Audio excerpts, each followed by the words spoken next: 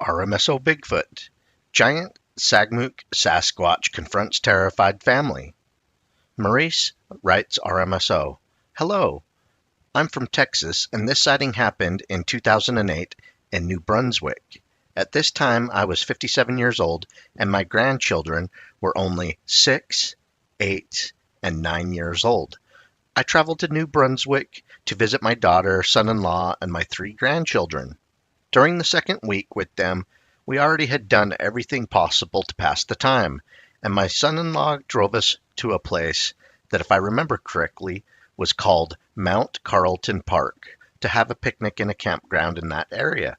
Everything was all right until around 3 p.m. when my 8-year-old grandson Billy said that he saw a gorilla in the bushes. I just found it weird because there are no ape types in North America, and Billy was just a kid, and he certainly didn't know that.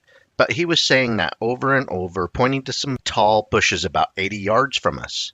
I had a gun in my holster, so I was prepared to take it out in case it was a black bear. I stood up and approached the tall bushes, and when I was just 6 yards away from it, it emerged from the tall bushes. Something that I can only describe as a giant furry man, walking perfectly on all fours. The distance was enough for me to tell that his skull was way bigger than mine, and its shoulders were extremely wide and had a bunch of apish features.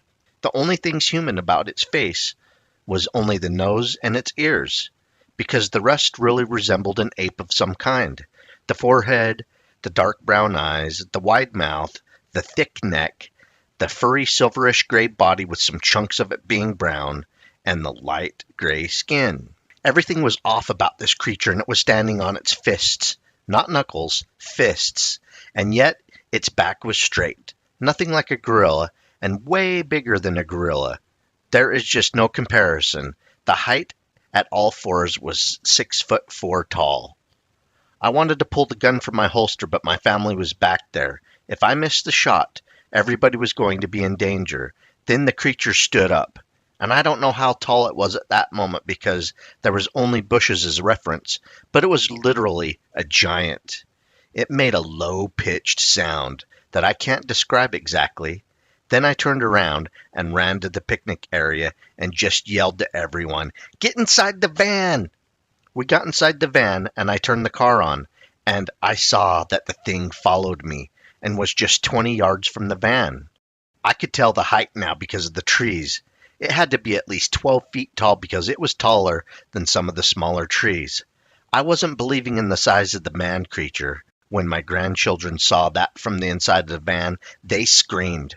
My daughter and son-in-law were paralyzed and shocked. I got us out of that place as soon as possible. I know I wasn't hallucinating because everybody saw what I saw, and my grandson Billy saw it first from the distance. So I'm writing this because I always wanted to ask somebody that understands about this type of topic. Was me and my family being observed by a skunk ape or a Sasquatch?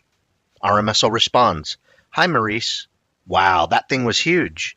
The species of Bigfoot, Sasquatch, skunk ape, or whatever the locals call it in certain area seem to get larger the further north you get.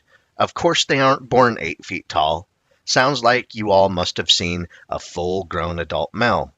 Maurice continues, "I talked to my daughter about the incident, and she said that when I was driving us out of there, I was only looking forward and I wasn't looking back. I remember them screaming as I was driving the car on the dirt road.